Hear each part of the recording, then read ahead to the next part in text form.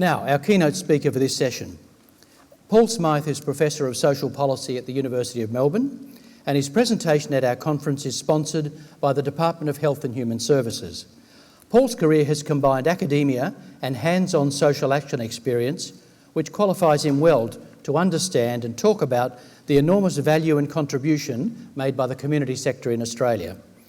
Roles in research and policy with the Brotherhood of St Lawrence, the University of Queensland and the Jesuit Social Research Centre in Sydney, and his previous calling as a Catholic priest, have given him a seasoned insight for his topic today, the value add of the community sector that states and markets can never make. Please welcome Paul. Thank you very much, Tony, and it's great to be here in Tasmania amongst yourselves, and a special thanks to Meg from TasCOSS. If it wasn't for Meg being at the Brotherhood of St Lawrence, when I gave my breathtaking little paper called The Lady Vanishes, which was a story about how you're all going to vanish, the voluntary sector, if we don't do something about the current policy settings. Meg was there, and I think that day she got back and said, maybe I'd be interested in coming down to Tasmania. So that's what this paper's about. I've moved on a bit since then, Meg, because I think it's been the most popular little thing I ever wrote. I think it's the title, The Lady Vanishes. And so I've been in all sorts of places, Country Victoria, Parliament House in Canberra, and all sorts, talking about it. So I've tried to give you the idea of The Lady Vanishes in the first part, and then from all the conversations and exposure I've had to groups around the place, try to pull out, well, okay, if we don't want the lady to vanish, what have we got to do? So that's part two. Hopefully we'll get there in the time added. So when I thought up the title, I was inspired by Meg. I've got to make it strong. The value add of the community sector that state and market can never make. So that should make you feel you're special and important. You can do something in that private sector and those big governments can't do. So how are we going to make sure it doesn't disappear? Okay, so I do think that, it was all very quiet and friendly with the minister here this morning. Nothing's really moving or changing, right? But wherever I go, it's not what I hear from people in the sector. I hear that it's crunch time. And how I got into it, it was like a few months ago, after the Shergold report in Victoria, the feeling you had that as far as the bureaucrats and all of them went, it was open season on the voluntary sector.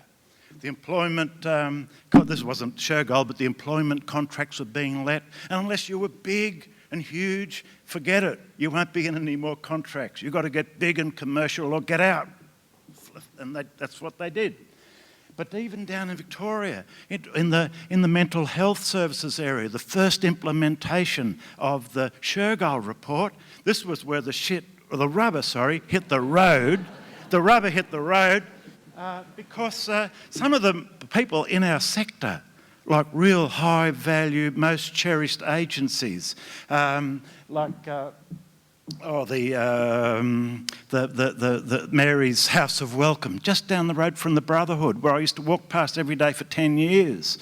Fabulous place with lots of volunteers, part of the community for decades. The people loved it. No contract. You're not big enough. You're not commercial. So the head of the Brotherhood, Tony Nicholson, he got angry and he got in the paper and he said, this has got to stop. And if us people in the sector don't wake up, we'll be the generation, they said, they were the ones that lost it. They were the ones who forgot why they were here. So it did seem like that. Queensland is doing it at the moment. The housing sector, the social housing, there used to be 45 providers. Now someone just told me on the phone the other day, I think it's only 10 now. The others couldn't sort of measure up to the new commercial type arrangements. So it started to really happen. And then we had the competition policy review underway, which was something I really knew a lot about. And they were all about, we've got to marketise everything. Education, health and welfare. It's got to be marketised. And this is our big agenda for the new government for the future. So it all looked pretty shaky and worrying. The lady might disappear. But this is where I say you're still in the game. You're still in the space. So the Victorian government got a shock at the reaction from people in the sector, and they've realised, oh, maybe we're doing something stupid here after all. So they've got an academic now writing a paper as, what is the value add of the community sector? Here they were, decimating it, and they hadn't even asked themselves, what is the value add? And then I was at Parliament House with one of these competition policy panel people, and she was saying, oh yes, we're going to marketise everything. Next day, at a conference they had, it was reported in The Australian, the Productivity Commission, that's PC, told these Hilmer Mark II, or the competition policy people, to back off. The social sector is not like the market, the high street with the butcher and the baker and all that. Government has to do all, and community's got to do a whole lot of other things rather than just be efficient, and so they should back off. So I do think there is a sense now, I'm not sure about Kevin Andrews, I quite liked what he said, but other people said, oh no, it's all business, business, business.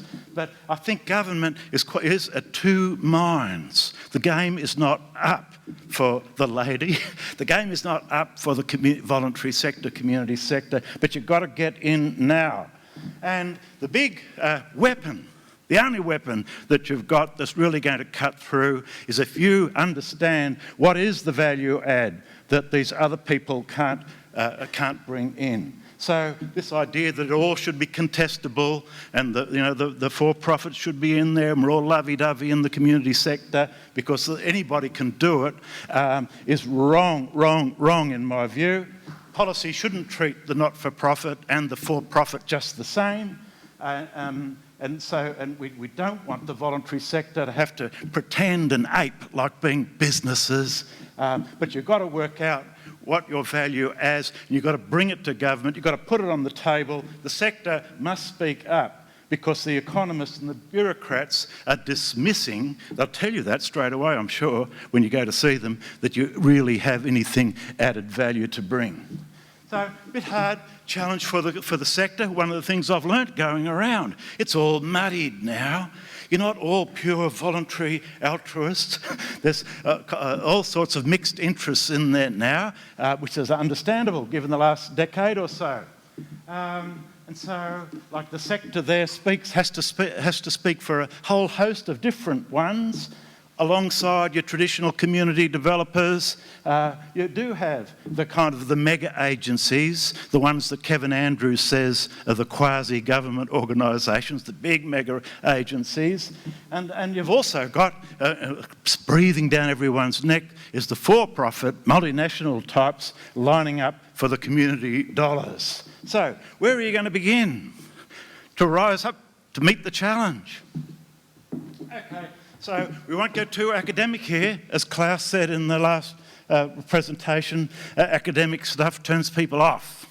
So I've just got to mention there is an academic framework behind this. It goes back to people like Sir William Beveridge, who was the founder of the British welfare state, wrote a book called Voluntary Action, 1948. He pointed out that we shouldn't be surprised and don't get too alarmed that the community sector is under siege from the market. Because he says it's all the frontier between the market, the community sector and the government is always moving frontiers, he called it. So we shouldn't. That should spark us up a bit to say, well, hang on, maybe this is not inevitable. It's happened before. And so here in 1966, you quickly read that before I take it away. This was the head of the Brotherhood of St Lawrence talking at an TasCOSS conference, and this was where the idea of the lady vanishes comes from.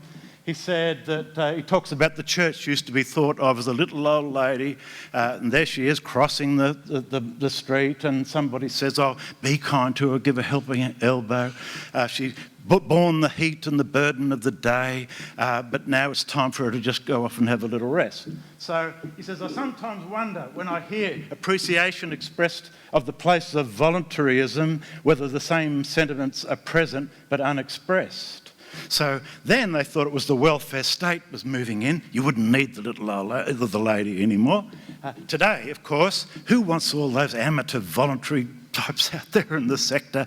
You know, the for-profits, once we open it up and it's contestable, they'll come charging in and they'll modernise the place and we won't need all those old volunteers anymore. So, okay, well, what is it? This is what we want to know, Tony, isn't it? Well, what are we meant to be doing if the government's got its role, the market's got its role? What is this role that the community sector is meant to bring, the third pillar of the social policy regime? So, well, it's different in every country. Germans are different to Swedes and they're different to Americans. So if you want to get a worthwhile sense of it, you've got to think about your own country, your own history, your own culture, because that's how it's probably going to continue in the same vein. So how have we done it in Australia? Well, there's been two waves. I'm a historian, so I love the history. Two waves of development, right? First one goes back from the colonial period, 19th century and stuff, up to the Second World War. And so we used to have a very big role for the government in Australia compared to other countries, and their job was to manage or to use the markets to create the famous fair go. And so if you wanted to lift people's well-being, like we heard, where's all the jobs in Tasmania? How do we get people participating in the economy so that they can be productive and make a life for themselves? So they had to get the land off the rich squatters, you might recall, if you read history books, who had the land all locked up. And so they said, no, we've got to get the little man on the land. And so that was the main thrust of government, was to get them on the land, put in the roads, put in the railway, get the dairy industries operating, the wheat and the manufacturing and all of that. So the government had that very important role to underpin economic participation, using the market.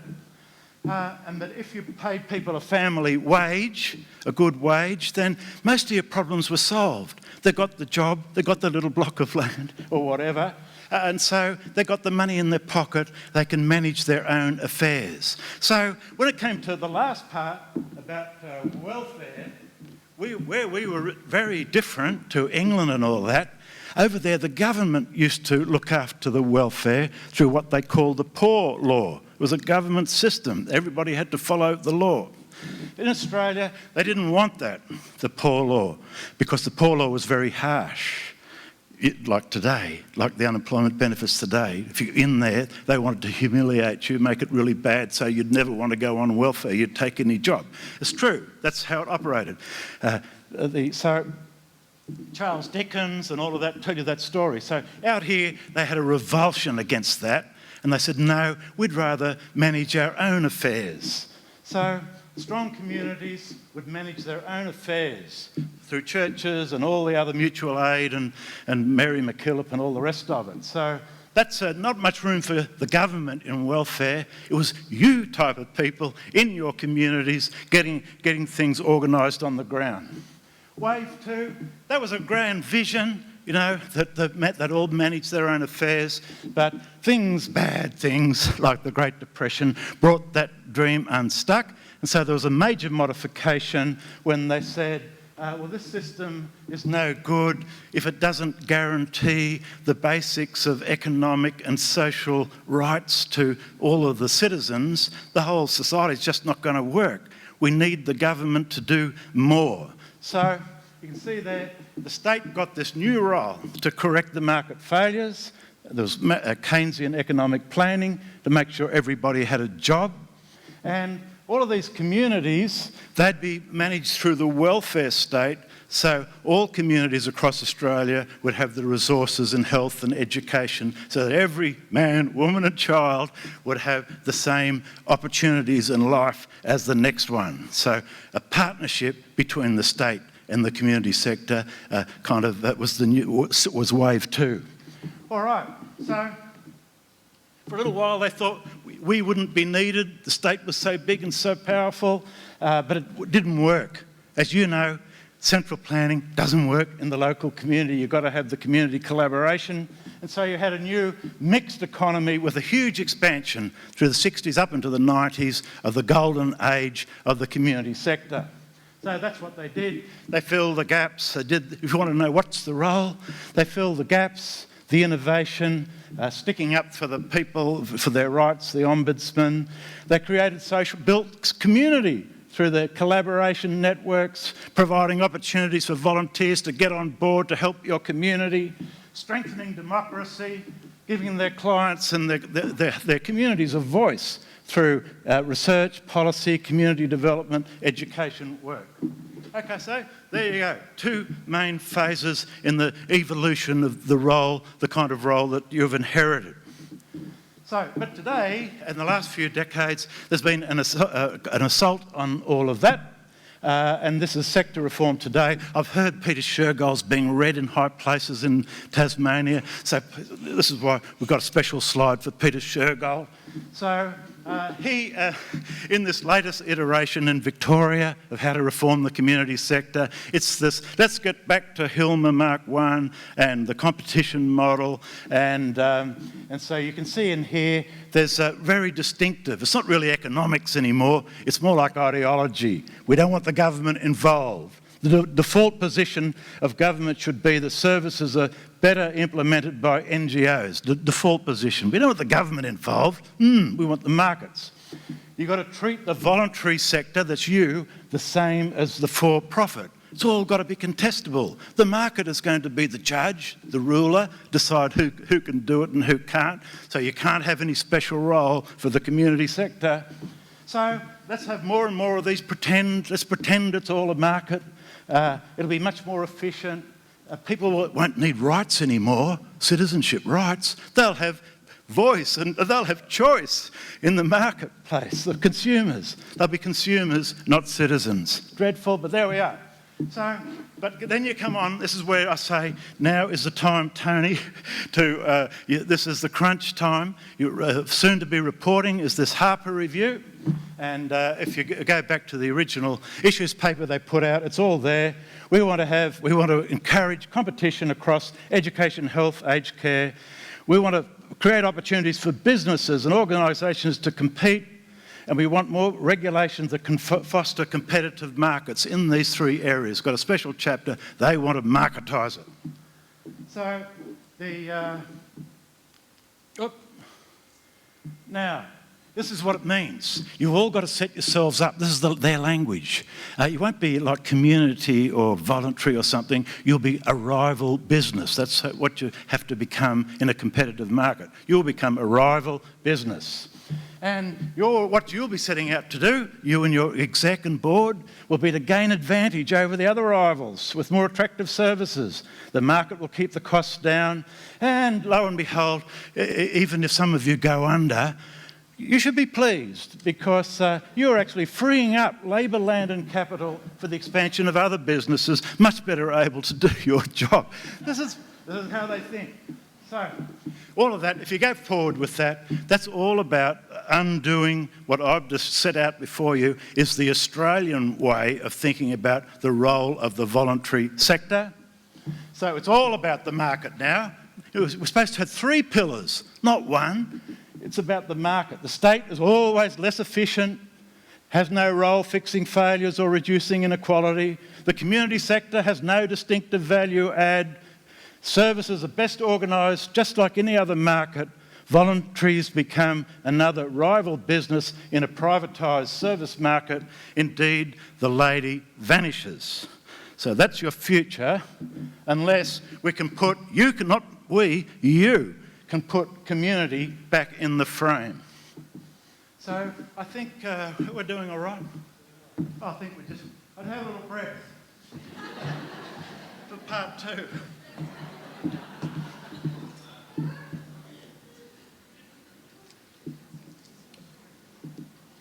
Yeah, okay. Now that's a lot, the whole history and everything all in one bite. So while you're digesting that, we'll get ready to think about your moment in history, whether you can do something.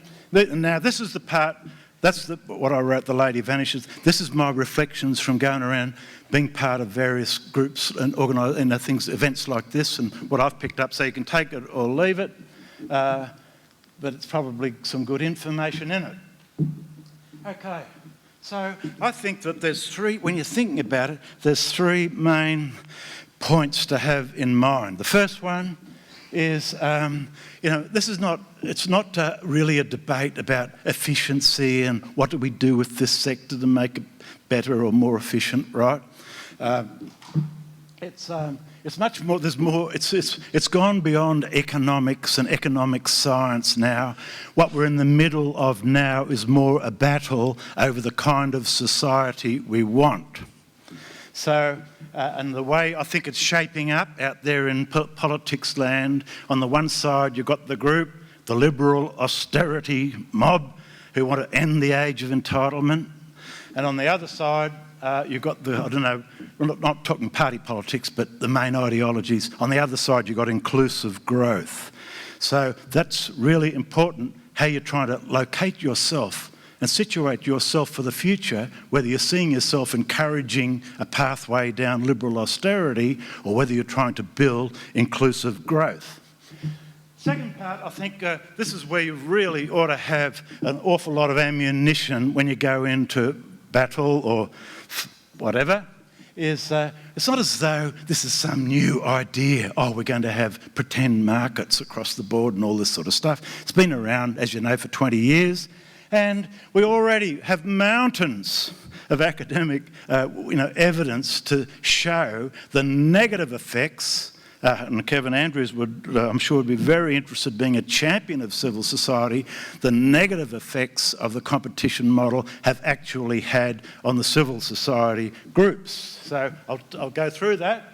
And finally, how can we go about, not just, it's one thing to show your model's wrong, but you won't get very far unless you've got a model that could be better.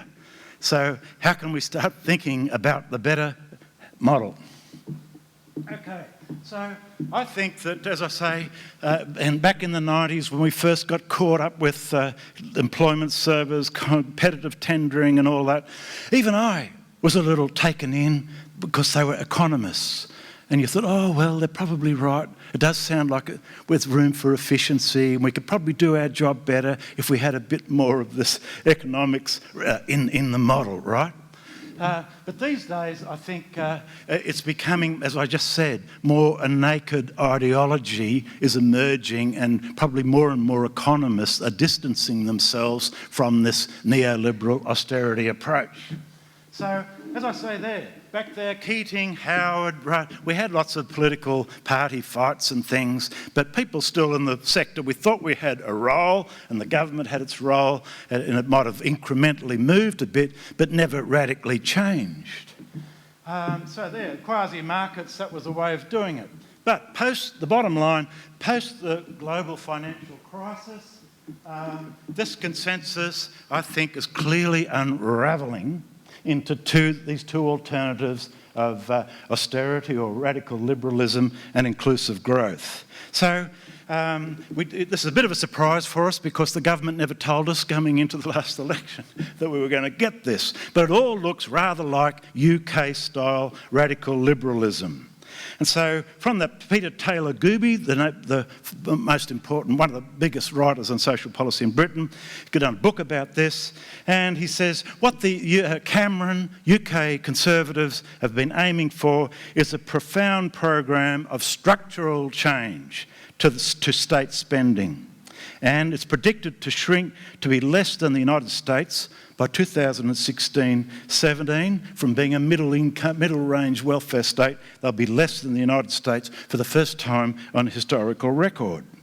This is a project, he says, to embed cuts permanently, get people off the idea of welfare, and shift political values in support of a new radical liberalism. This will be the solution to our economic difficulties. Get rid of the unemployment and benefit in Tasmania, and they'll all get into work. It's crazy, but that's what the ideology says. So, but look at what's accompanying. It all sounds rather eerily familiar. Huge cuts to welfare spending, especially for poorer minorities, not coming out of the rich excess up there in the middle class, but the attack is on the poorer minorities. And the privatise the state provision, coming close to our topic. And so the objective is to embed cuts and shift ideas permanently to the right. And so the big example from the UK was in employment services, where most of the civil society, your kind of groups, just disappeared overnight when they let out these big contracts to 7 or 8 giant for-profits, and they went off in the marketplace to organise the services. You people were left to scrabble around. A few got a few crumbs off the table, but it was curtains for the civil society sector. So you ended up not with the big society that Cameron was promising, but more another version, there's no such thing as society. So, are we having the same radical lurch in Australia? We've had the unfair budget.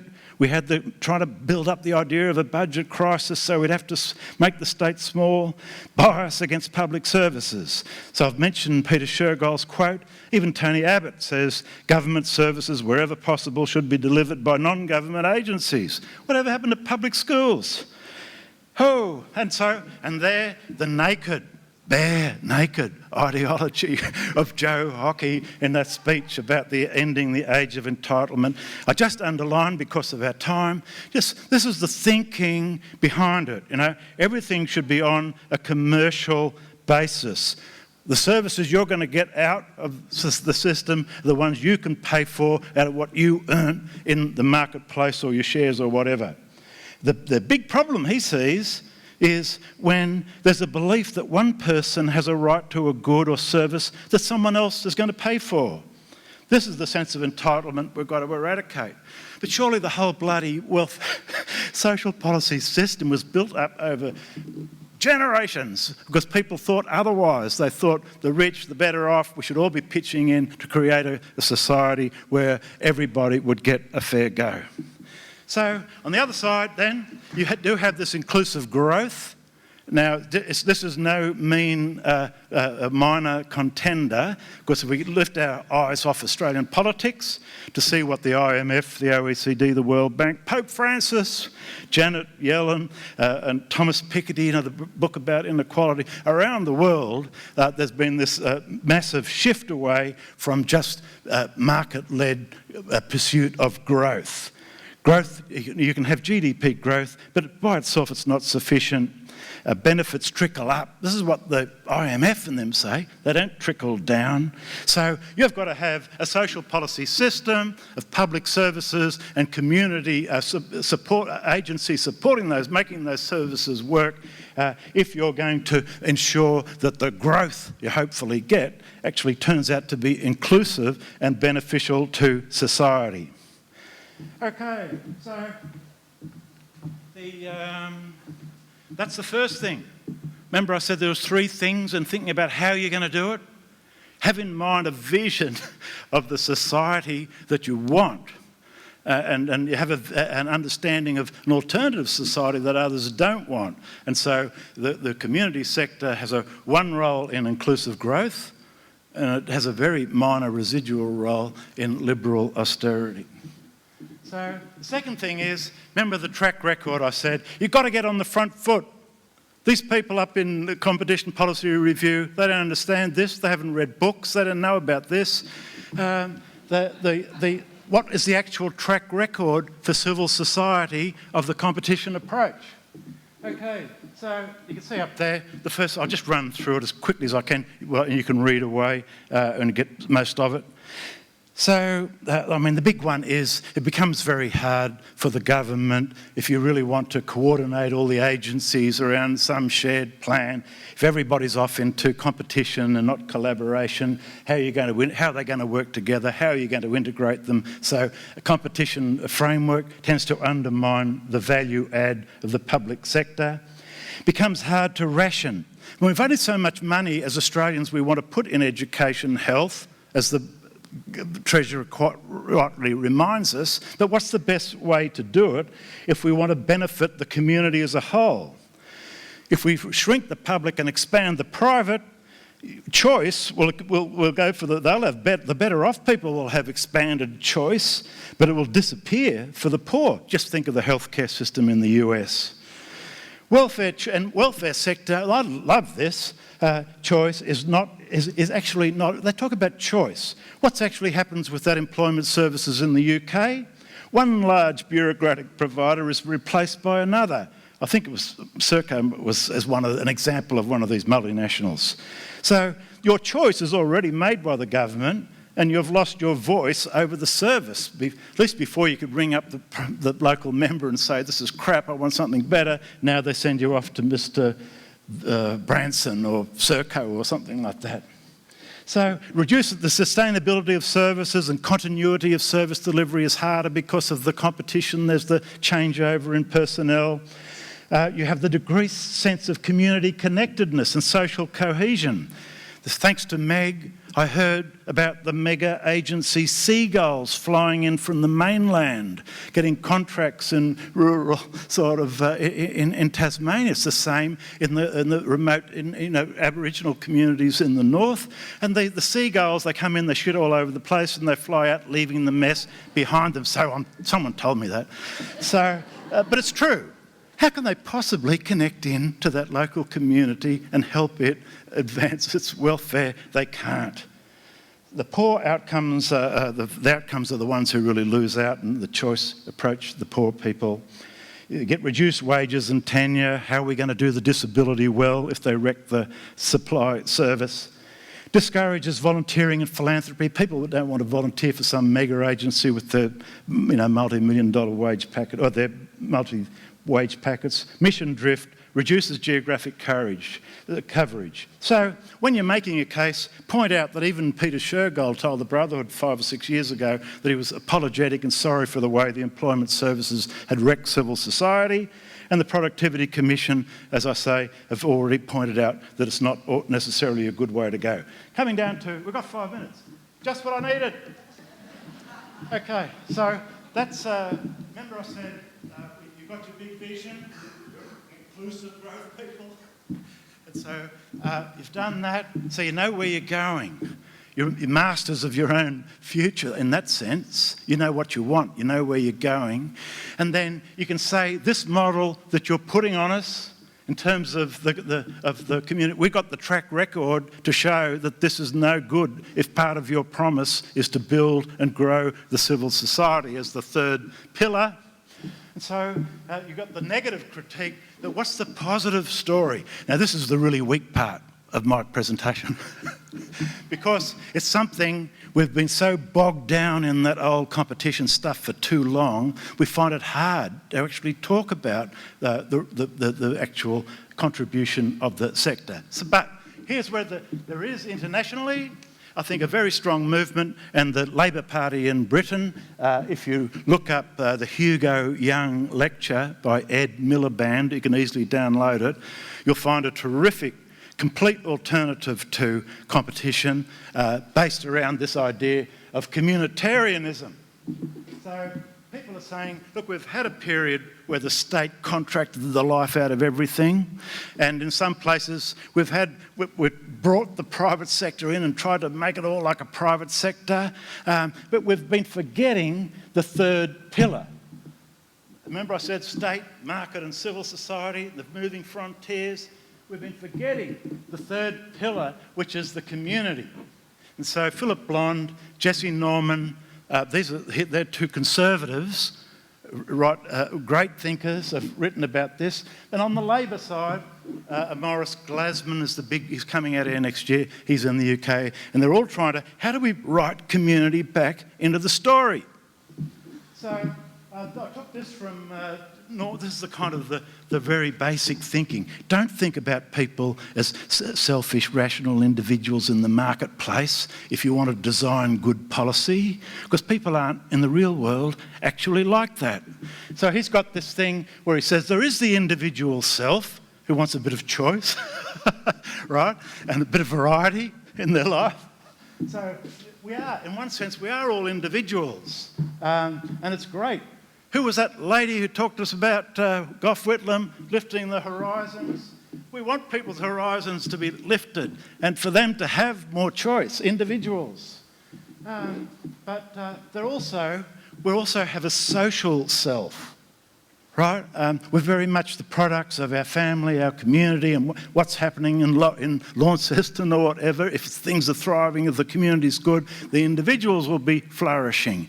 So we've got to look not just at the individual choosing, but we've got to look at the state of the community that they're living in. And, has it got the resources, the infrastructure and all the sort of stuff we'd want it to have if those individuals are going to flourish? But I really like this last bit because I'll tell you in my next slide, I actually experienced it a couple of weeks ago. This is this idea that, you can think, well, the social self, we can build more networks and we can build more social capital and stuff. But there's a third part. If you want things to go well, the community begins to get a vision of itself, of what it wants for its region. Like this is the kind of people region we want to be, and we're the only ones who understand our area, our community. We know where we want to go. We can all contribute. We can be responsible for it. So it's about their vision of the future. That community's way of expressing itself is a vital part of thinking about this third pillar, individual. We are social, but we also need, as a community, to be able to build up a vision and pursue it. So here we are. This is my experience. A couple of weeks ago, I was really lucky to go to Wangaratta, to the northeastern. I forget the title now, but they were having their annual AGM. They knew about the lady vanishing and they wanted to have a session to sit down together and plan. And they got some people from local towns and they turned up as well. And for me, being stuck in Melbourne for 10 years and Sydney and places before that, it was such an eye-opener to sit in the pub with the dinner and all of that. And so this is what community means to me, because the guy next to me, he was an ordinary looking bloke like Tony. Anyway, it turned out he was the chairman of the board of this youth service, and the chairman of the board, and he was also responsible for all the police activity all through the northeast region of Victoria. And I was talking to the lady over there. Oh, she's in charge of the hospital, and another one there. Well, she knows all the netball teams in the region, and she's got a girl who does it, and her husband knows all the football. So the wealth of social capital just around that room was amazing. But it was just the way that they all talked about it. They weren't there for their agency or this or that. The policeman said, I'm selfish. If I get in and help and these kids, we can improve the school and get jobs, they won't turn up in the police station. And so it was such an integrated way of and putting the community first, the strength of that vision. I just thought that was fantastic. So if you got the community worrying about the kids' lack of choice, then, you got a chance. Well, they might get stuck into the local politicians about the school, and so on and so on and so on. But just down to the bottom, what they started to resolve at the end of that meeting was that they all loved to act locally and they all got their own thing. They found it hard to be regional. But as Tony Blackwell said, when you see this thing coming down the track towards us and we could all be losing contracts and disappearing, we've got to get together. We've got to get a regional voice. So he said, let's act local but think regional. Just about there. So final bit of advice for Tony, right, is so what are you going to do? I've given you my ideas. When you're my age, you can advise people on what to do. So what are you going to do? So I would say, just in you and your own agency, go back and think about that. You've got to go back to your original mission. Are you actually thinking and acting like a voluntary organisation, or are you one of these quasi-government organisations that Kevin Andrews talks about, or are you a rival business model? Are you there to transform society, or you hear it, we just want to grow the business? What does your strategic plan say about it? Does the board and the exec Are they voluntary sector people really? Do they have this value base to be able to drive your agency? Or do you need to get people in? Is the community, your roots in the community, the volunteer strength and all that, have you really cultivated that to show just how distinctive you are? Do you have the capacities for strengthening democracy through the community education, etc., or are you just all there working to the contract? Finally, build a collective voice. So once you get out there, you can think about your own agency, but you've got to get with Tony. And my advice is, you've got to sabotage these economist-led inquiries. You would never ask Tony how to modernise the Tasmanian economy, right? So why do they go and ask economists how to modernise Tony and you people? I've been there, as I say there. I've talked to the people from the panel, and they've got absolutely no idea of what you do and how you do it. They know as much about that as I know about business, which is zero. So you need your own sector-led process. You've got to get something going through which you tell the bureaucrats and the economists about the unique value you add and the best way to achieve it. Thank you.